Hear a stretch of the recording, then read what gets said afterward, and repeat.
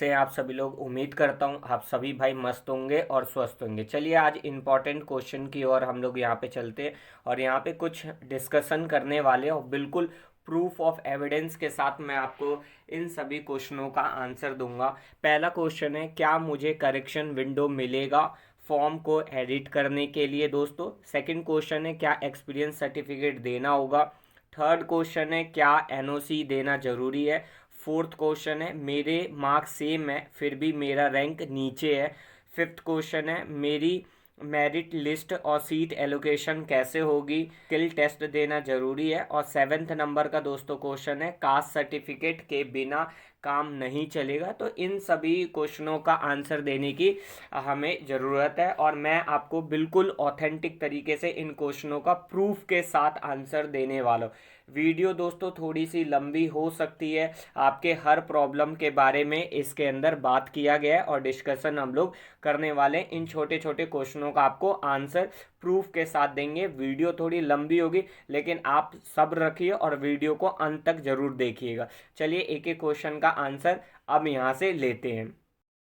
दोस्तों आपको इस सारे क्वेश्चनों का आंसर आपकी एम्स की सीआरई जो है उसके अंदर है और मैंने सभी का आंसर यहाँ पे ढूंढ के लेकर आया, बड़ी मेहनत से इस वीडियो को बना रहा हूँ। Have paid the examination fees, मान लीजिए किसी स्टूडेंट ने एग्जामिनेशन फीस पेड कर दी है क्लोजिंग डेट से पहले, तो edit during the opening the edit panel उसको दिया जाएगा और उसी एडिट पैनल के ड्यूरेशन में वो क्या कर सकता है, अपने करेक्शन फॉर्म को कर सकता है। ये ध्यान रखिएगा, इंपॉर्टेंट पॉइंट्स है इसके अंदर।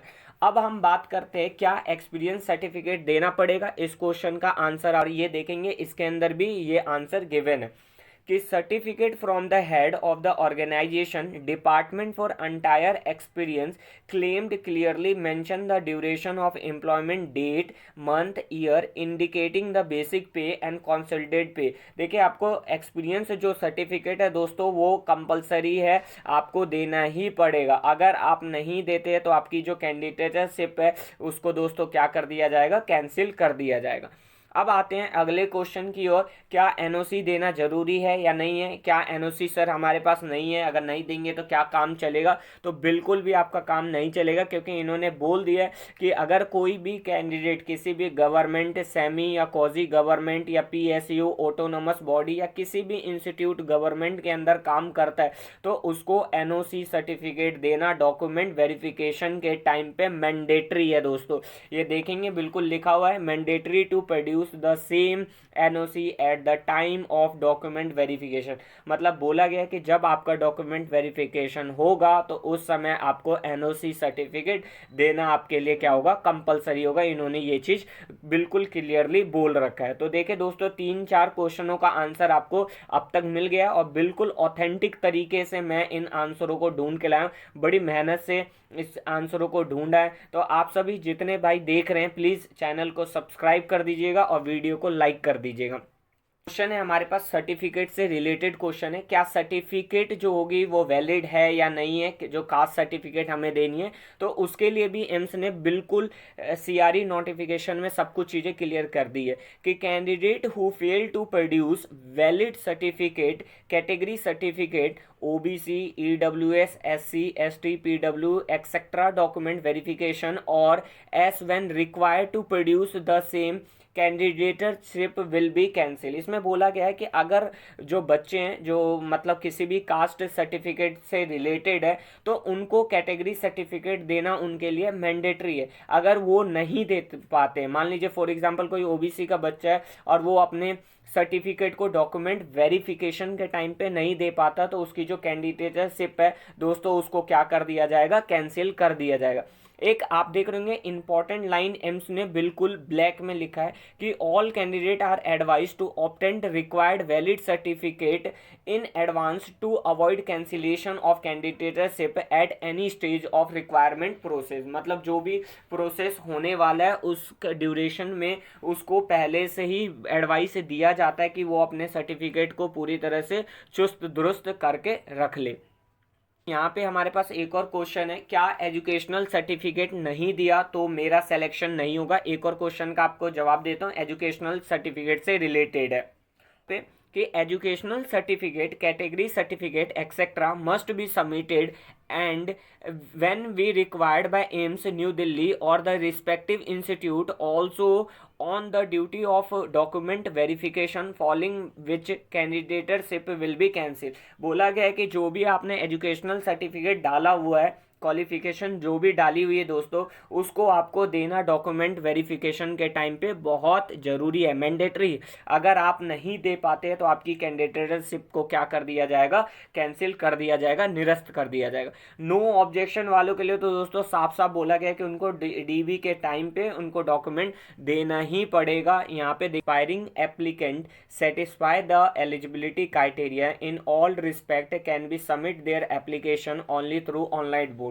मतलब बोला गया कि जो भी स्टूडेंट एलिजिबिलिटी क्राइटेरिया को फुलफिल करते हैं वो सिंपली ऑनलाइन मोड से एप्लीकेशन को क्या कर सकते हैं, डाल सकते हैं। इसके जस्ट नीचे अगर आते हैं एक और देखेंगे, ग्रीन कलर से मार्क किया गया है, advised to fill their registration form carefully as no correction will be allowed after specified date as per procedure। मतलब यहाँ पे बोला गया है कि कोई भी आपको करेक्शन के लिए दोबारा से रजिस्ट्रेशन अगर आप कर देते हैं तो उसके बाद आपको कोई भी प्रोसेस जो होगी वो करने के लिए स्पेसिफाइड डेट के बाद नहीं मिलेगा। ये चीज़ ध्यान रखिएगा। उसके जस्ट नीचे आते हैं दोस्तों तो 5th नंबर का पॉइंट बोला गया कि all the applicant must fill the essential requirement of post and other condition stipulated in advertisement. इसके अंदर बोला गया है कि जो एडवर्टाइजमेंट के अंदर चीज़ें दी गई है ना, उसके अकॉर्डिंग ही आप अपने पोस्ट प्रेफरेंस को भरेंगे या पोस्ट को चूज करेंगे। दे आर एडवाइस मतलब उनको सलाह दी जाती है कि to satisfy themselves before applying. मतलब आपको अप्लाई करने से पहले चीज़ों को अच्छे से देख लेना है, क्या मेरी एसेंशियल क्वालिफिकेशन है, क्या किस पोस्ट के लिए है, ये सारी चीज़ें आपको बहुत अच्छे से देख लेनी है। ये एम्स ने पहले ही क्लियर कर दिया। Required educational qualification experience should be completed on or before the last date of online submissions of application। यहाँ पे बोला गया है कि जो आपका एप्लीकेशन फॉर्म आप ऑनलाइन सबमिट करने वाले हैं उसके लिए एजुकेशनल क्वालिफिकेशन एक्सपीरियंस जो होनी चाहिए वो सारी बिफोर लास्ट डेट से पहले। आप पर क्वेश्चन है कि मेरे मार्क्स सेम है फिर भी मेरा रैंक नीचे क्यों है, ये बहुत सारे बच्चों का सवाल है।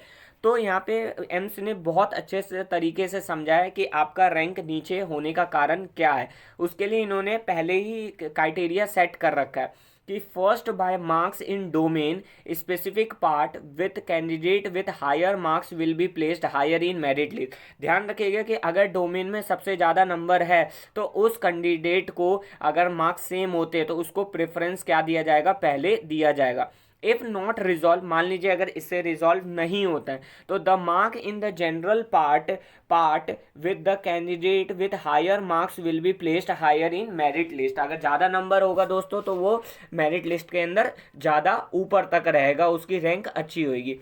इफ नॉट रिजॉल्व, अगर मान लीजिए इससे भी रिजॉल्व नहीं होता तो फिर number of wrong answer negative marks will B use when ever those with few wrongs answer. अगर जिसने भी कम रॉन्ग आंसर किए होंगे उनको देखा जाएगा। Negative mark will be placed higher, जिनके भी नेगेटिव मार्क्स कम होंगे दोस्तों उसको ऊपर वाली रैंक पे रख दिया जाएगा।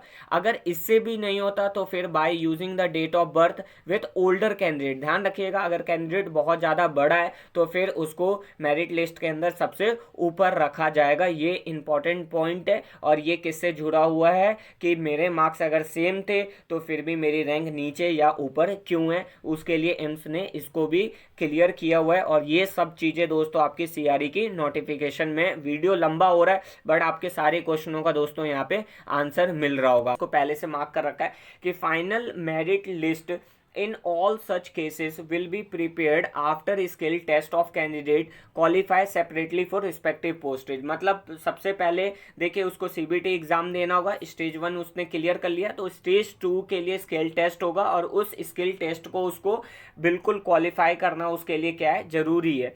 AIIMS reserve the right to limit the number of candidate called for skill test. AIIMS के पास खुद का अधिकार है कि वो कितने स्टूडेंट को दोस्तों स्किल टेस्ट के लिए बुलाता है और कितने नंबर ऑफ कैंडिडेट को वो डिक्लेयर करता है कि वो क्वालिफाइड है स्किल टेस्ट के अंदर और क्या है। ये सारी चीज़ें एम्स के पास खुद का अधिकार है क्योंकि एम्स दोस्तों एक ऑटोनोमस बॉडी है। आपको ये चीज़ बहुत अच्छे से पता लग गई होगी। अब हम यहाँ पे बात करने वाले मेरिट लिस्ट सीट एलोकेशन कैसे होगा और कैसे कैसे मेरिट लिस्ट के अंदर जो भी बच्चे क्वालिफाई हुए हैं उनको बुलाया जाएगा डीबी के लिए या नहीं बुलाया जाएगा, इसको भी एम्स ने बिल्कुल क्लियर कर रखा है। तो देखेंगे पहला पॉइंट है इसके अंदर कि merit list of the qualified candidate shall be prepared based on performance in CBT as per qualifying criteria. इन्होंने बोल रखा है कि एक क्वालिफाइंग क्राइटेरिया इन्होंने रख रखा था, जैसे यूआर का कैंडिडेट है उसको 40% क्वालिफाइंग मार्क्स लेके आना था, तो उसके अकॉर्डिंग एम्स ने एक मेरिट लिस्ट यहाँ पे बनाई हुई है। उसके बाद सेकंड पॉइंट को देखते हैं जिसमें मैंने ग्रीन से हाईलाइट करा है कि merit list will be prepared out of qualified candidate as per performance in CBT exam. CBT exam जो हुआ था दोस्तों उसी से आपका क्या बनाया गया था, मेरिट लिस्ट प्रिपेयर किया गया था। यहाँ पे फोर्थ पॉइंट हमारे लिए बहुत इंपॉर्टेंट है और इसी से आपको सारे क्वेश्चनों का आंसर मिल जाएगा। Based on choice and preference exercise institute will be allocate in order of merit list. देखिए मेरिट लिस्ट के अकॉर्डिंग ही आपको बेस ऑफ चॉइस भरना है या प्रेफरेंस आपको भरनी है और स्टूडेंट जो होंगे उनको सीट को एलोकेट किया जाएगा, ये भी इसके अंदर बोला गया है। 2 राउंड होंगे टोटल मिला के। Candidate may be have option to upgrade based on option. आपके पास ऑप्शन मिलेगा कि आप अपने वैकेंसी के अकॉर्डिंग आप अपने आप को क्या कर सकते हैं, अपडेट कर सकते हैं, प्रेफरेंस को अपडेट कर सकते हैं। ये इंपॉर्टेंट पॉइंट है दोस्तों। आगे है 5th नंबर का पॉइंट देखते हैं, इसको भी मैंने ग्रीन कलर से मार्क किया कि candidate are advise to fill in only those choice where will be join. यहाँ पे बोला गया कि कैंडिडेट उसी को फिल करे जो कि जिसको वो ज्वाइन कर सकते हैं, उनको एडवाइस दिया जाता है। As failure to be report, अगर मान लीजिए उस जगह पे आप नहीं पहुंच पाते हैं तो आपकी जो कैंडिडेटशिप है उसको सीआरई में क्या कर दिया जाएगा, कैंसिल कर दिया जाएगा। ये पूरी बोला गया है कि if anyone found in not fulfil the prescribe qualification, अगर कोई बंदा क्वालिफिकेशन को फुलफिल नहीं कर पाता, एक्सपीरियंस को नहीं कर पाता, कोई भी एलिजिबिलिटी क्राइटेरिया को फुलफिल नहीं कर पाता, तो उसकी 100% कैंडिडेटशिप को क्या कर दिया जाएगा, कैंसिल कर दिया जाएगा एम्स के द्वारा। एम्स ने ये बिल्कुल डिक्लेयर कर दिया है। ये 5th नंबर का पॉइंट आप पढ़ ले और बिल्कुल प्रूफ के साथ मैं दोस्तों इस वीडियो को बना रहा हूं और ये सारी चीजें आपकी सारी डिटेल जितनी भी है एम्स की ऑफिशियल वेबसाइट पे अवेलेबल है। एम्स की एडवर्टाइजमेंट में ये सारी चीजें दी हुई है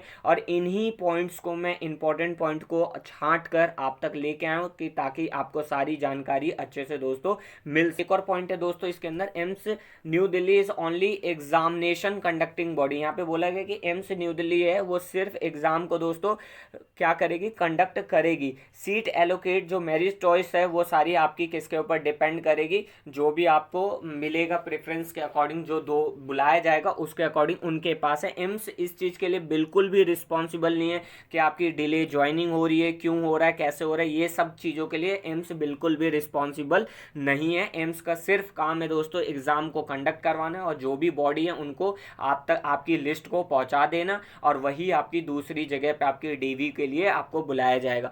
अब आपके पास कोई भी, मुझे नहीं लगता कि आपका कोई भी यहाँ पे डाउट रह गया होगा। अगर कोई भी डाउट दोस्तों आपको रह जाता है तो फिर भी आप हमें इंस्टाग्राम चैनल पे जुड़ सकते हैं, हमें वहाँ पे मैसेज कर सकते हैं। मैंने बहुत सारे भाइयों के क्वेश्चनों का आंसर दिया, आप अपने दोस्तों से पूछ सकते हैं, बिल्कुल मैं उन भाइयों का आंसर देता हूँ। आप हमारे टेलीग्राम चैनल से जुड़ सकते हैं। वीडियो पसंद आती है तो इसको लाइक सब्सक्राइब करना ना भूलें। Thank you so much for watching.